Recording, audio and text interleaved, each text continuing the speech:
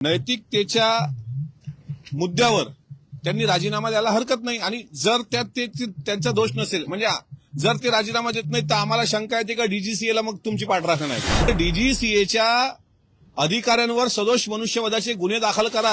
व्हीएसआर venture company तेवढी मस्ती आहेच ना, त्यांच्याकडे आर्थिक मस्ती आहे. व्हीएसआरचा मालक जिथं कुठं लपलेला असेल त्याला कॉलर पकडून आणून गलीत ठोकण्याचं सामर्थ्य महाराष्ट्रामध्ये आहे. म्हणून त्यांनी मस्तीची भाषा करू नये व्हीएसआर व्हेंचरवाल्यांनी. ब्लॅक बॉक्स वगैरे नंतरचा विषय आहे हो, पहिलं सीसीटीव्ही फुटेज तर द्या. त्यांचं अगदी बरोबर आहे, कारण विलिनीकरणाची चर्चा आमच्याकडून फक्त अजितदादा करत होते. मला असं वाटतं की केंद्रीय उड्डाण मंत्र्यांनी ही जबाबदारी स्वीकारायला पाहिजे. काय आहे की इतक्या दिवसांपासून जर अजितदादांसारख्या नेत्याच्या विमानाचा अपघात झाल्यानंतर सुद्धा केंद्रीय विमान मंत्री राममोहन नायडू हे साधं उत्तर देत नसतील, मेल आमचे जात आहेत, पत्र जात आहेत आणि त्याची जबाबदारी जर ते स्वीकारत नसतील तर मला असं वाटते हे फार निंदनीय आहे, हे चिंताजनक आहे. नैतिकतेच्या मुद्द्यावर त्यांनी राजीनामा द्यायला हरकत नाही आणि जर त्यात त्यांचा दोष नसेल म्हणजे जर ते राजीनामा देत नाही तर आम्हाला शंका येते का डीजीसीएला मग तुमची पाठराखण आहे का. डीजीसीएनी व्हीएसआर व्हेंचरला बॅकअप दिलं, त्याच्यामुळे त्यांची मस्ती वाढली. त्यामुळे डीजीसीएच्या अधिकाऱ्यांवर सदोष मनुष्यवधाचे गुन्हे दाखल करा अशी सुद्धा वारंवार आम्ही मागणी लावून धरतोय. आता बघा, काल परवा काटोलला एक स्फोट झाला आणि अनेक कामगारांचा मृत्यू झाला. त्यामध्ये अनेक लोकांवर सदोष मनुष्यवधाचे गुन्हे दाखल केले सरकारने.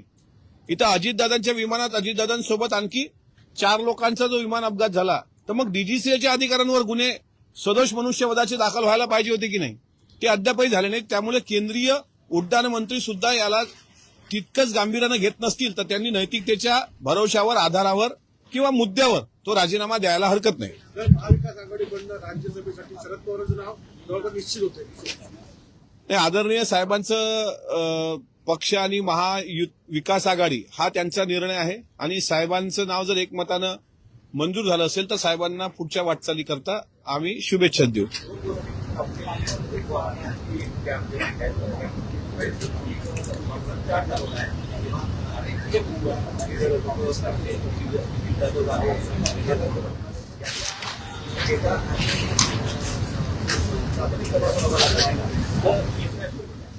नाही, ह्या सगळ्या गोष्टीला अनेक बारकावे आहेत.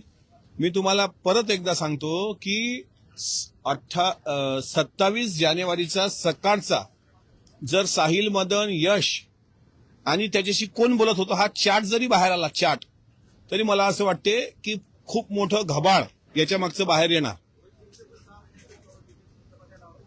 सगळ्यांचं तपासायला पाहिजे. रोहित सिंगचं तपासायला पाहिजे, साहिल मदनचं तपासायला पाहिजे, सुमित कपूरचं तपासायला पाहिजे. त्याला दिल्लीतून कोण कोण मदत करत होतं, हरियाणातून कोण कोण मदत करत होतं, गुरुग्राम मधून कोण कोण मदत करत होतं, हेही डिटेल तपासले पाहिजे. अनेक बऱ्याच गोष्टी आहेत, पण त्या मी आज बोलणार नाही, मी लवकरच त्या संदर्भात बोलणार आहे. व्हीएसआर व्हेंचर कंपनी तेवढी मस्ती आहेच ना, त्यांच्याकडे आर्थिक मस्ती आहे. त्या मस्तीच्या भरोशावर ते बोलतायत. त्या व्हीएसआरला हे माहित नाही की हा महाराष्ट्र आहे. हा महाराष्ट्र या महाराष्ट्राने त्यांचा आधार, दादा नावाचा आधार गमावलाय. ज्या दिवशी व्हीएसआर कंपनीची ही मस्ती उतरवायचं काम पडेल त्या दिवशी व्हीएसआरचा मालक जिथं कुठं लपलेला असेल त्याला कॉलर पकडून आणून गलीत ठोकण्याचं सामर्थ्य महाराष्ट्रामध्ये आहे. म्हणून त्यांनी मस्तीची भाषा करू नये व्हीएसआर व्हेंचरवाल्यांनी.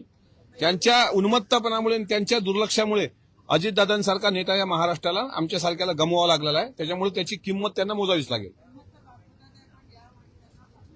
डीजीसीए ना, व्हीएसआरचा पाठीराखा डीजीसीए आणि डीजीसीएचे पाठराखे अनेक लोक. हे तर स्पष्ट आहे ना. त्यांची एवढी मस्ती वाढली कशी मला सांगा. इतका मोठा विमान अपघात झाल्यानंतर साधी चौकशी पण झाली नाही त्यांची, साधा एफआयआर झाला नाही त्यांचा, पोलिसांनी एफआयआर नोंदवून घेतला नाही व्हीएसआर संदर्भामध्ये. त्याच्यामुळे काहीतरी त्यांच्या मागे बॅकअप आहे म्हणूनच ते मस्ती करतायत ना.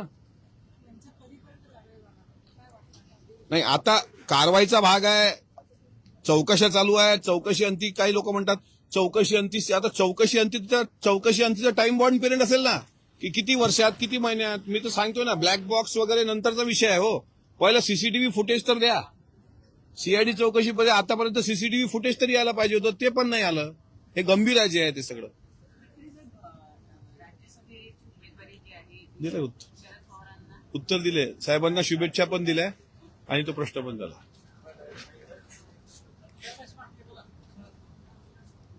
आदरणीय साहेबांना महाविकास आघाडीकडून जी राज्यसभेची उमेदवारी जाहीर झालेली आहे त्याकरता त्यांना आमच्या शुभेच्छा आहेत. मात्र आमच्या पक्षाकडून उद्या अर्ज भरण्याचा शेवटचा दिवस आणि पारदादा पवार यांचं नाव राज्यसभेकरता फायनल झालेलं आहे. त्याचाही आम्हाला आनंद आहेच. आणि राहिला विदर्भाच्या प्रश्नासंदर्भात कोणाला मी झाल्याबरोबर जयंत पाटील सकाळी असं म्हणाले की आता विलिनीकरणाचा कोणताही मुद्दा नाही, ज्यांच्याशी विलिनीकरणाच्या चर्चा सुरू होत्या ते अजित पवार, बरोबर आहे. त्याच्यामुळे विलिनीकरण होणार नाही, आम्ही महाविकास आघाडीसोबतच राहणार आहोत. त्यांचं अगदी बरोबर आहे. कारण विलिनीकरणाची चर्चा आमच्याकडून फक्त अजितदादा करत होते आणि अजितदादाची चर्चा करत असताना अजितदादांमध्ये आणि त्यांच्यामध्ये काय चर्चा झाली, कारण त्या बैठकीमध्ये तुम्हाला पवार साहेबांच्या सोबतचे सर्व मोठे पदाधिकारी दिसत होते. आमच्याकडून फक्त दादा होते आणि आता दादाच नसतील तर विलिनीकरणाच्या चर्चा आता मावळल्या आहेत. ही गोष्ट तितकीच खरी आहे.